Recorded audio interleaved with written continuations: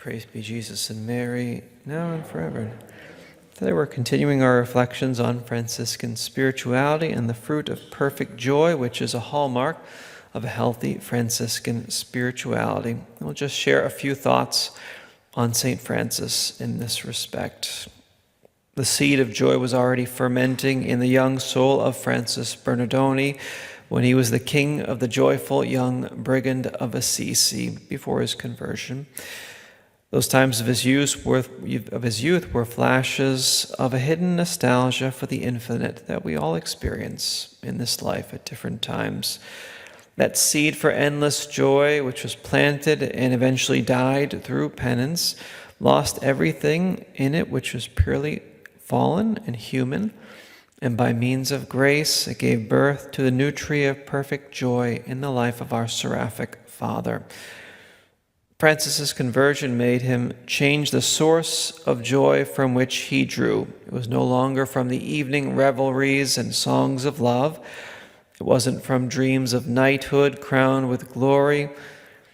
The crystalline waters of joy began to spring from sources that the world doesn't know and does not appreciate.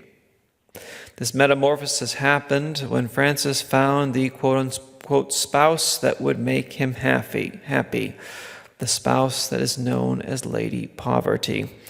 When he rested his eyes on that singular spouse, the veil that darkened his vision fell off, or was lifted, you could say, and the worldly spell he had been living under for many years was broken.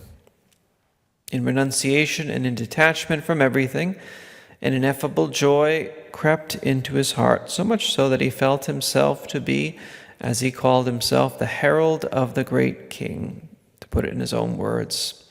His old friends, seeing Francis's mind was elsewhere when they were partying, asked him, "Are you thinking about taking a wife, Francis?"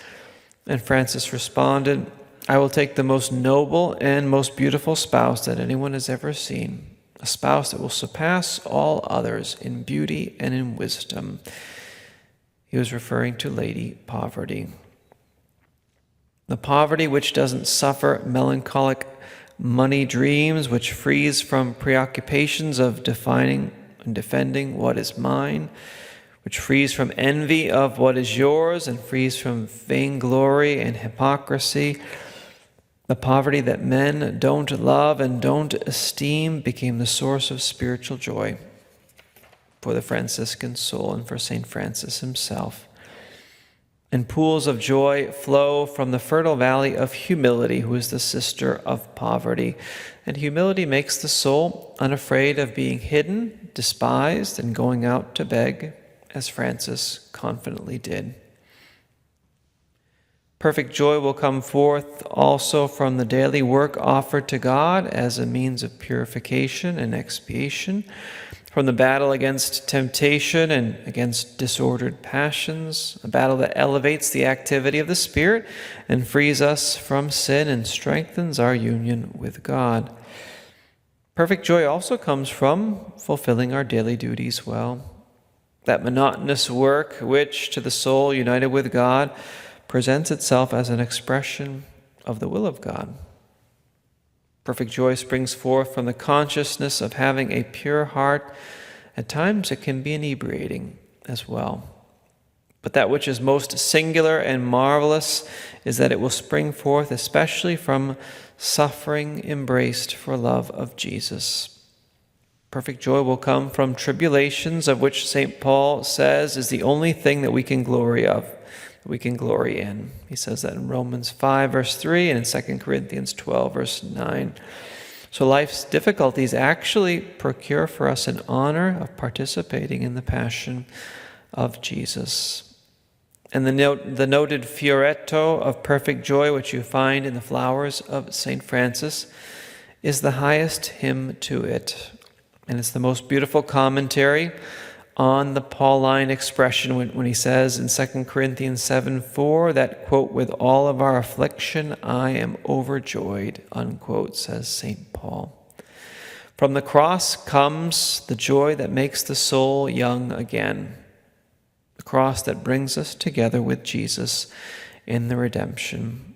The Franciscan soul, with sublime simplicity, unites these two antithetical terms that pagans and superficial people believe to be unreconcilable or irreconcilable: joy and suffering. From pain embraced and suffered for the love of God comes forth perfect joy. And in this way, the Franciscan soul knows how to rise, remaining close to the miseries of every person, and it knows how to hide its admirable spiritual ascensions under the aspects of the most ordinary, simple life.